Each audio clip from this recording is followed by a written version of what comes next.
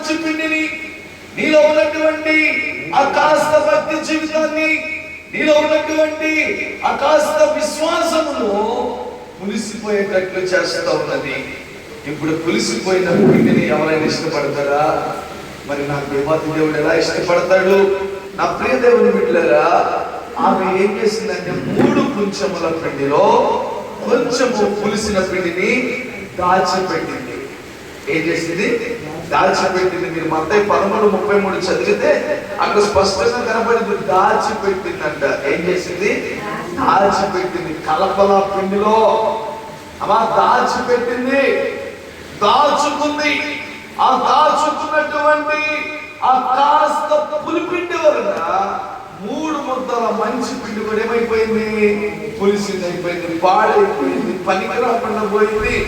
అమ్మా అప్పుడప్పుడు నువ్వు అంటావు కదా, నేను ఎంతో ప్రార్థన చేస్తున్నానయ్యా, నేను ఎంతో పొరపడుతున్నానయ్యా, నేను ఎంతో రోషము కలిగిన భక్తి చేస్తున్నానయ్యా, అయినప్పటికీ నా పట్ల దేవుడి కనికరము చూపించడంలో, అంటే దానికి అర్థము నువ్వు దాచిపెట్టిందేదో నీలో ఉంది. ఏం దాచిపెడుతున్నారు? వేషధారణ దాచిపెడుతున్నారు. ఏం దాచిపెడుతున్నారు? దుర్మార్గత. పైకేమో గొర్రె స్వభావము, లోపలేమో గోడేలు స్వభావము. పైకేమో గొర్రె చర్మాలు, లోపలేమో దుర్మార్గత. పైకేమో నవ్వుతో పలకరింపు, లోపలేమో ద్వేషము, దుర్మార్గతతో నిండిపోయిన మనస్సులతో ఉన్న నీ పట్ల దేవుడు ఏ విధంగా అద్భుతాలు చేస్తాడు, దేవుడు ఏ విధంగా ఆశ్చర్య క్రియలు చేస్తాడు, దేవుడు ఏ విధంగా నీకు మార్గము తెరుస్తాడు.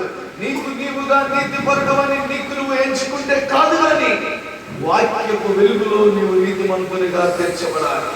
వాక్యపు వెలుగులో నీవు పరిశుద్ధుడుగా, పరిశుద్ధురాలుగా తీర్చబడాలి. నీలో దాచుకున్నటువంటి వేషధారణ, నీలో దాచుకున్నటువంటి దుర్మార్గత, 3వదిగా చెప్తుంది కదా, నీలో దాచుకున్నటువంటి దుష్టత్వము. ఏంటిది అంటే? అమ్మా అంటే ఏంటి దుష్టత్వం? అంటే దుష్టుడు అంటే సాతాను అంతేనా? దుష్టుడు అంటే దుష్టత్వము అంటే సాతాను తత్వము. ఏంటిది? సాతాను తత్వము. ఏం చేసింది సాతాను తత్వం? కొద్దిసేపు ఏమో బైబిల్ చదవమని చెప్పింది, కొద్దిసేపు చక్కగా ప్రార్థనకు రామని చెప్పింది. ఇంటికి వెళ్ళిపోయిన తర్వాత నీ ప్రార్థన, నీ భక్తిని పక్కన పడేసి నీ పాప జీవితంలో పడిపోమని చెప్పింది. అదే దుష్టత్వం. జాగ్రత్తగా ఆలోచించు. దుష్టుడు నిన్ను ప్రార్థన మానేయడానికి ఎప్పుడో దుష్టుడు నిన్ను ప్రార్థనకు పంపిస్తాడు వెనక నుంచొని. దుష్టుడు నిన్ను మందిరానికి నడిపిస్తాడు. మందిరానికి నడిపించిన తర్వాత రకరకాల ఆలోచనలు నీ మనసులో పెట్టి పక్కన ఉన్న వారిని కూడా చెడగొట్టే రీతిలో వాడు వాడుకుంటాడు. అదే దుష్టత్వం. ఏంటది? అవ చెప్పాలి. ఏంటది? దుష్టత్వం. ఇంకా అసలు స్పష్టంగా చెప్పాలి దుష్టత్వం గురించి. రాఖీ పండుగ చేసుకున్నారా మీరంతా? చేసుకుంటే మీరు దుష్టత్వాన్ని నెరవేర్చినట్టు. అది మనకు సంబంధించిందా? అది బైబిల్లో ఉందా? లోకనీతిది కదా, లోక సంబంధమైనది కదా. మరి దానిని నీవు జరిగించడానికి కారణమయ్యావంటే నీలో దుష్టత్వం ఉందా లేదా? దుష్టత్వము అనే పులిపిండిని దాచుకున్నట్టు వలన మొత్తము పిండి ఏమైపోతుంది? అమ్మ చెప్పండి, ఏమైపోతుంది? పాడైపోతుంది. నువ్వు దేవుల్లో ఉన్నప్పుడు దేవుల్లోనే ఉండాలి. లోక సంబంధమైన కార్యముల మీద, లోక సంబంధమైన విషయముల మీద నీవు జయము పొందలేదు అంటే నీవు దుష్టుని చేతిలో ఉన్నావు. ఎవరి చేతిలో ఉన్నావు? చెప్పాలి. ఎవరి చేతిలో ఉన్నావు?